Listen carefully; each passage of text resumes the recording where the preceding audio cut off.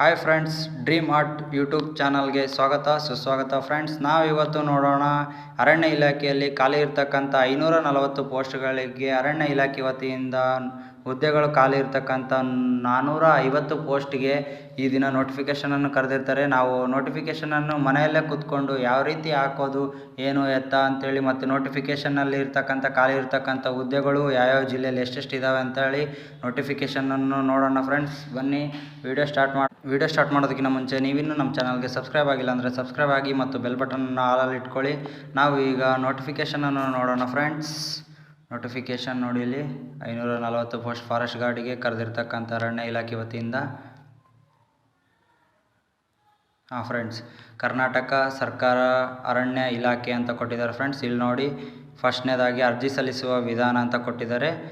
ಈ ನೇರ ನೇಮಕಾತಿ ಅಧಿಸೂಚನೆಯನ್ನು ಕರ್ನಾಟಕ ಅರಣ್ಯ ಇಲಾಖೆ ಅಧಿಕೃತ ಜಾಲತಾಣ aranya.government.in ಮುಖಪುಟ ಕೆಳಭಾಗದಲ್ಲಿ ನೀಡಿರುವ ನೇಮಕಾತಿ ಶೀರ್ಷಿಕೆಯಡಿ ಪ್ರಕಟಿಸಲಾಗಿದೆ. ಈ ಅರ್ಜಿ ಸಲ್ಲಿಸಲು ಇಚ್ಛಿಸುವ ಅಭ್ಯರ್ಥಿಗಳು ತಮ್ಮ ಅರ್ಜಿ ಸಲ್ಲಿಸುವ ಸರದಿ ಆನ್ಲೈನ್ ವ್ಯವಸ್ಥೆಯ ಮೂಲಕ ಅರ್ಜಿಯನ್ನು ಸಲ್ಲಿಸುವುದು.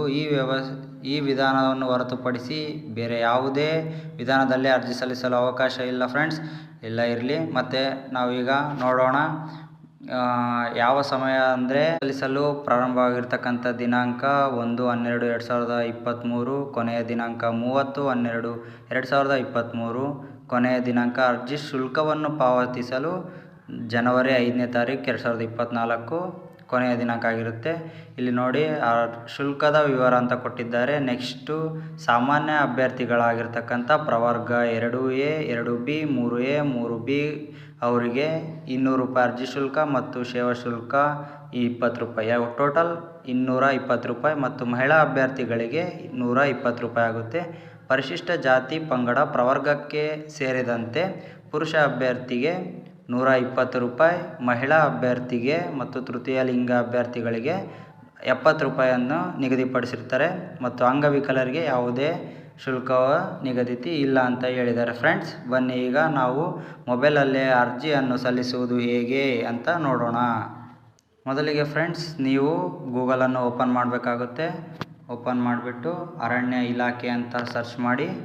ಅರಣ್ಯ ಇಲಾಖೆಯಲ್ಲಿ ಸರ್ಚ್ ಮಾಡಿದ ತಕ್ಷಣ ಫಸ್ಟ್ನೇದು ಬರುತ್ತೆ ಅರಣ್ಯ ಇಲಾಖೆಯ ಮುಖಪುಟ ಅಂತ, ಅದನ್ನು ಬಿಡಿ. ನೆಕ್ಸ್ಟ್, ಎರಡನೇದಾಗಿ ಕೊಟ್ಟಿರ್ತಾರೆ ಅರಣ್ಯ ಇಲಾಖೆಯ ನೇಮಕಾತಿಗೆ ಸಂಬಂಧಪಟ್ಟಂತೆ ನೇಮಕಾತಿ ರಿಕ್ವೈರ್ಮೆಂಟ್ ಕರ್ನಾಟಕ ಅರಣ್ಯ ಇಲಾಖೆ ಅಂತ, ಅದನ್ನು ಕ್ಲಿಕ್ ಮಾಡಿ.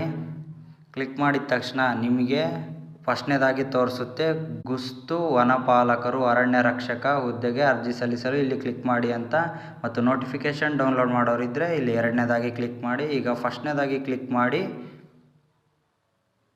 ನೋಡಿ, ನೀವು ಈ ಥರ ಪೇಜ್ ತೋರಿಸುತ್ತೆ. ಫ್ರೆಂಡ್ಸ್, ಈ ಥರ ಪೇಜ್ ತೋರಿಸಿದ ತಕ್ಷಣ ನೀವು ಏನಿಲ್ಲ, ಫಸ್ಟಾಗಿ ರಿಜಿಸ್ಟರ್ ಆಗಿದ್ದರೆ ನೀವು ಆಲ್ರೆಡಿ ರಿಜಿಸ್ಟರ್ ಅಂತೇಳಿ ಇಲ್ಲಿ ಕ್ಲಿಕ್ ಮಾಡಬೇಕಾಗುತ್ತೆ. ಇಲ್ಲ, ನಾವು ಇದೇ ಫಸ್ಟ್ ಟೈಮ್ ರಿಜಿಸ್ಟರ್ ಆಗ್ತಿರೋರು ನ್ಯೂ ರಿಜಿಸ್ಟರ್ ಮೇಲೆ ಕ್ಲಿಕ್ ಮಾಡಿ. ನ್ಯೂ ರಿಜಿಸ್ಟರ್ ಮೇಲೆ ಕ್ಲಿಕ್ ಮಾಡಿದ ತಕ್ಷಣ ಈ ರೀತಿ ಒಂದು ಪೇಜ್ ಓಪನ್ ಆಗುತ್ತೆ. ಆವಾಗ ನೀವು ಫಸ್ಟ್ ಸರ್ಕಲ್ ಅಂತ ಇದೆ ವೃತ್ತ, ನೀವು ಯಾವ ಡಿಸ್ಟಿಕ್ಕಿಗೆ ಅರ್ಜಿ ಹಾಕಲು ಇಷ್ಟಪಡ್ತೀರೋ ಆ ಜಿಲ್ಲೆಯನ್ನು ಸೆಲೆಕ್ಟ್ ಮಾಡ್ಕೋಬೇಕಾಗುತ್ತೆ. ಸೆಲೆಕ್ಟ್ ಮಾಡ್ಕೊಳ್ಳಿ. ನಾನು ಇಲ್ಲಿ ಬಳ್ಳಾರಿ ಅಂತ ಸೆಲೆಕ್ಟ್ ಮಾಡ್ತೀನಿ. ಮತ್ತು SSLCಯಲ್ಲಿ ನಿಮ್ಮ ಅಭ್ಯರ್ಥಿಯ ನೇಮ್ ಏನಿರುತ್ತಲ್ಲ ಅದೇ ರೀತಿಯಾಗಿ ನೀವು ಹಾಕಬೇಕಾಗುತ್ತೆ. ಮತ್ತು ನಿಮ್ಮ ಫಾದರ್ ನೇಮು, ಮದರ್ ನೇಮು, ನಿಮ್ಮ ವೈಯಕ್ತಿಕ ಸ್ಥಿತಿ ಅಂದರೆ ನೀವು ಮ್ಯಾರಿಡಾ ಅನ್ಮ್ಯಾರಿಡಾ ಅಂತೇಳಿ ಹಾಕಬೇಕಾಗುತ್ತೆ. ಮತ್ತು ಹುಟ್ಟಿದ ದಿನಾಂಕವನ್ನು ನೀವು ಹಾಕಬೇಕಾಗುತ್ತೆ. ಫ್ರೆಂಡ್ಸ್, ಮತ್ತು ನಿಮ್ಮ gender, Aadhaar card, mobile number ಮತ್ತು ಇಮೇಲ್ ಅಡ್ರೆಸ್ಸನ್ನು ಹಾಕಿ, ಇಲ್ಲಿ ಕಾಣ್ತಿದೆಯಲ್ಲ ಈ ಥರ ಕ್ಯಾಪ್ಚರ್ ಕೋಡ್, ಈ ಕ್ಯಾಪ್ಚರ್ ಕೋಡನ್ನು ಹಾಕಿ ಐ ಅಗ್ರಿ ಮೇಲೆ ಕ್ಲಿಕ್ ಮಾಡಿ ಸಬ್ಮಿಟ್ ಕೊಡಬೇಕಾಗುತ್ತೆ. ಫ್ರೆಂಡ್ಸ್, ಸಬ್ಮಿಟ್ ಕೊಟ್ಟ ತಕ್ಷಣ ಈ ರೀತಿ ಒಂದು ಪೇಜ್ ಓಪನ್ ಆಗುತ್ತೆ. ನಿಮಗೆ ಪೇಜ್ ಓಪನ್ ಆಗೋಕ್ಕಿಂತ ಮುಂಚೆ ಒಂದು ಮೊಬೈಲ್ ನಂಬರ್ಗೆ ಮೆಸೇಜ್ ಬರುತ್ತೆ. ನಿಮ್ಮ ರಿಜಿಸ್ಟರ್ ನಂಬರ್ ಮತ್ತು ಪಾಸ್ವರ್ಡ್ಗಳು ಮೊಬೈಲ್ಗೆ ಇದು ಬರುತ್ತೆ. ನಿಮ್ಮ ರಿಜಿಸ್ಟರ್ ನಂಬರ್ನ ಮತ್ತು ಪಾಸ್ವರ್ಡು ಮತ್ತು ಇಲ್ಲೊಂದು ಸರಿ ಕ್ಯಾಪ್ಚರ್ ಕೋಡನ್ನು ಹಾಕಿ ಸಬ್ಮಿಟ್ ಕೊಡಬೇಕಾಗುತ್ತೆ. ಫ್ರೆಂಡ್ಸ್, ಸಬ್ಮಿಟ್ ಕೊಡಿ. ಓಕೆ ಫ್ರೆಂಡ್ಸ್, ಸಬ್ಮಿಟ್ ಕೊಟ್ಟ ತಕ್ಷಣ ಈ ರೀತಿ ಬರುತ್ತೆ. ಇಲ್ಲಿ ನೀವು ಅಪ್ಲೈ ಮೇಲೆ ಕ್ಲಿಕ್ ಮಾಡಬೇಕಾಗುತ್ತೆ. ಕ್ಲಿಕ್ ಮಾಡಿದ್ಮೇಲೆ ಇಲ್ಲಿ ನಿಮ್ಮ ಪರ್ಸ್ನಲ್ ಡೀಟೇಲ್ಸ್ನ ನೀವು ಹಾಕಿರ್ತೀರಲ್ಲ ಅವುಗಳದ್ದೇ ತೊಗೊಳುತ್ತೆ. ಇಲ್ಲಿ ನೆಕ್ಸ್ಟ್ ನಿಮ್ಮ ಅಡ್ರೆಸ್ಸನ್ನು ಕೊಡಬೇಕಾಗುತ್ತೆ. ನಿಮ್ಮ ಆಧಾರ್ ಕಾರ್ಡಲ್ಲಿರುವಂತೆ ನಿಮ್ಮ ಅಡ್ರೆಸ್, ಹೌಸ್ ನಂಬರ್ ಮತ್ತು ನಿಮ್ಮ ಬೀದಿ, ಕಚೇರಿ, ಪೋಸ್ಟ್ ಆಫೀಸ್, ಪಟ್ಟಣ, ಹೋಬಳಿ, ತಾಲೂಕು, ರಾಜ್ಯ, ಜಿಲ್ಲೆಯನ್ನು ಕೊಟ್ಟು ಪಿನ್ ನಂಬರನ್ನು ಕೊಡಿ ಮತ್ತು ನಿಮ್ಮ ರಾಷ್ಟ್ರೀಯತೆಯನ್ನು ಇಂಡಿಯಾ ಅಂತ ಕೊಡಿ ಮತ್ತು ಧರ್ಮವನ್ನು ನಿಮ್ಮ ಯಾವ ಧರ್ಮ, ಕ್ರಿಶ್ಚಿಯನ್, ಹಿಂದೂ, ಮುಸ್ಲಿಂ, ಜೈನ್ಸ್ ಯಾವ ರೀತಿ ಇರುತ್ತೋ ಆ ರೀತಿ ಕೊಡಿ ಮತ್ತು ನಿಮ್ಮ ಫೋಟೋವನ್ನು ಅಪ್ಲೋಡ್ ಮಾಡಬೇಕಾಗುತ್ತೆ ಫ್ರೆಂಡ್. ಫಸ್ಟು ನಿಮ್ಮ ಫೋಟೋವನ್ನು ಅಪ್ಲೋಡ್ ಮಾಡಿ, ನೆಕ್ಸ್ಟ್ ನಿಮ್ಮ ಸೈನನ್ನು ಅಪ್ಲೋಡ್ ಮಾಡಿ ಮತ್ತು ನಿಮ್ಮ SSLC ಅಂಕಪಟ್ಟಿಯನ್ನು ಅಪ್ಲೋಡ್ ಮಾಡಬೇಕಾಗುತ್ತೆ. 110ರಿಂದ 150 KB ಇರಬೇಕಾಗುತ್ತೆ ಅದು. ನೆಕ್ಸ್ಟ್ ನಿಮ್ಮ ಆಧಾರ್ ಕಾರ್ಡನ್ನು ಅಪ್ಲೋಡ್ ಮಾಡಬೇಕಂತ ಕೇಳುತ್ತೆ. ಓಕೆ, ನೆಕ್ಸ್ಟ್ ನಿಮ್ಮ ವಿದ್ಯಾರ್ಹತೆ ಏನು ಅಂತ ಕೇಳುತ್ತೆ ಫ್ರೆಂಡ್ಸ್. ವಿದ್ಯಾರ್ಹತೆ ಕೊಡಿ, ಇಲ್ಲಿ ನೋಡಿ ಕೊಡ್ತೀನಿ. PUC ಅಥವಾ PUC ರಿಲೆವೆಂಟ್ ಡಿಪ್ಲೊಮಾ ಈ ರೀತಿ ಮಾಡಿದವರು. ನೆಕ್ಸ್ಟ್ ಡೇಟಿಂಗ್ ಪಾಸಿಂಗ್ ಇಯರ್ ನಿಮ್ಮ PUC ಮಾರ್ಕ್ಸ್ ಕಾರ್ಡಲ್ಲಿ ಇರುತ್ತೆ, ಪಾಸಾದ ದಿನಾಂಕ ಅದು ಕೊಡಿ. ನೆಕ್ಸ್ಟ್ ವಿಶೇಷ ಸೂಚನೆ ಅಂತ ಕೊಟ್ಟಿದ್ದಾರೆ ನೋಡಿ ಫ್ರೆಂಡ್ಸ್. ಇಲ್ಲಿ ನೀವು ವಿಶೇಷ ಸೂಚನೆಯನ್ನು ಹಾಕಬೇಕಾಗುತ್ತೆ.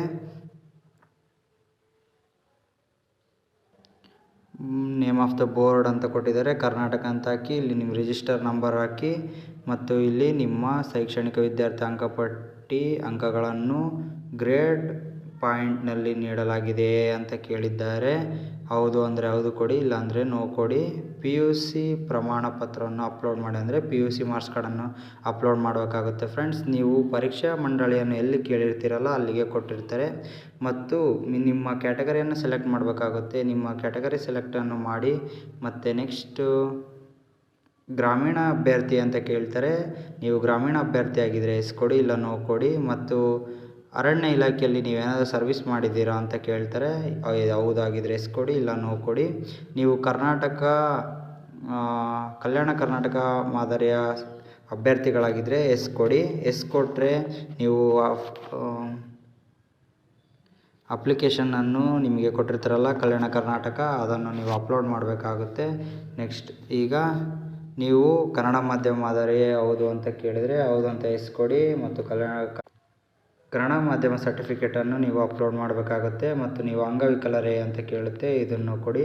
ಮತ್ತು ನೀವು ಮಾಜಿ ಸೈನಿಕರೇ ಅಂತ ಕೇಳುತ್ತೆ, ಹೌದಾದರೆ ಹೌದು ಕೊಡಿ, ಇಲ್ಲಾಂದರೆ ಇಲ್ಲ ಅಂತ ಕೊಡಿ. ಯೋಜನಾ ನಿರತ ಅಭ್ಯರ್ಥಿ ಅಂತ ಕೇಳಿದ್ದಾರೆ, ಹೌದಾದರೆ ಹೌದು ಕೊಡಿ, ಇಲ್ಲದು ಕೊಡಿ. ನೆಕ್ಸ್ಟ್ ಇದೆಲ್ಲ ಆದಮೇಲೆ ಸೇವ್ ಡ್ರಾಫ್ಟ್ ಮೇಲೆ ಕ್ಲಿಕ್ ಮಾಡಿ ಫ್ರೆಂಡ್ಸ್. ಸೇವ್ ಡ್ರಾಫ್ಟ್ ಮೇಲೆ ಕ್ಲಿಕ್ ಮಾಡಿದ ತಕ್ಷಣ ನೀವಾಗಿರ್ತಕ್ಕಂಥ ಎಲ್ಲ ಡೀಟೇಲ್ಸನ್ನು ಅದರಲ್ಲಿ ತೋರಿಸುತ್ತೆ. ನಿಮಗೇನಾದರೂ ಆ ಡೀಟೇಲ್ಸಲ್ಲಿ ತಪ್ಪಿದರೆ ಮತ್ತೆ ಎಡಿಟಿಂಗ್ ಆಪ್ಷನ್ ಕೊಡ್ತಾರೆ. ಎಡಿಟಿಂಗ್ ಆಪ್ಷನಲ್ಲಿ ಮತ್ತೆ ಬಂದು ನೀವು ಸರಿಯನ್ನು ಮಾಡ್ಕೋಬೇಕಾಗುತ್ತೆ. ಎಲ್ಲದನ್ನು ಸರಿ ಆದ ತಕ್ಷಣ ಇಲ್ಲಿ ಸಬ್ಮಿಟ್ ಮೇಲೆ ಕ್ಲಿಕ್ ಮಾಡಿ ಫ್ರೆಂಡ್ಸ್. ಸಬ್ಮಿಟ್ ಮೇಲೆ ಕ್ಲಿಕ್ ಮಾಡಿದ ತಕ್ಷಣ ನಿಮಗೆ ಎಲ್ಲದರದ್ದು ಡೀಟೇಲ್ಸ್ ಆಗಿ ನಾನು ತುಂಬಿ ಮತ್ತು ಸಬ್ಮಿಟ್ ಕೊಟ್ಟಿದ ಮೇಲೆ ನಿಮಗೆ ನೋಟಿಫಿಕೇಷನ್ನ ಒಂದು ಬರುತ್ತೆ. ಅದನ್ನು ತೊಗೊಂಡೋಗಿ ನೀವು ಅರ್ಜಿ ಶುಲ್ಕವನ್ನು ಕಟ್ಟಲು ಅದು ರಿಕ್ವೈರ್ಡ್ ಆಗುತ್ತೆ. ನೀವು ಪೋಸ್ಟ್ ಆಫೀಸಲ್ಲಿ ಅರ್ಜಿ ಶುಲ್ಕವನ್ನು ಕಟ್ಟಲು ಅವಕಾಶ ಮಾಡಿಕೊಟ್ಟಿದ್ದಾರೆ. ಯಾವುದೇ ಆನ್ಲೈನ್ ಪೇಮೆಂಟ್ ಮಾಡಿಕೊಡಲು ಅವಕಾಶ ಇರಲ್ಲ, ನೀವು ಪೋಸ್ಟ್ ಆಫೀಸ್ನಲ್ಲೇ ಕಟ್ಟಬೇಕಾಗಿರುತ್ತೆ. ಇದಾಗಿತ್ತು ಫ್ರೆಂಡ್ಸ್ ಇವತ್ತಿನ ವಿಡಿಯೋ. ನಿಮಗೆ ಈ ವಿಡಿಯೋ ಇಷ್ಟ ಆಗಿದೆ ಅಂತ ತಿಳ್ಕೊತೀನಿ. ಇಷ್ಟ ಆಗಿದ್ದರೆ ಲೈಕ್, ಶೇರ್ ಮತ್ತು ಕಮೆಂಟ್ ಮಾಡಿ ಫ್ರೆಂಡ್ಸ್. ಓಕೆ.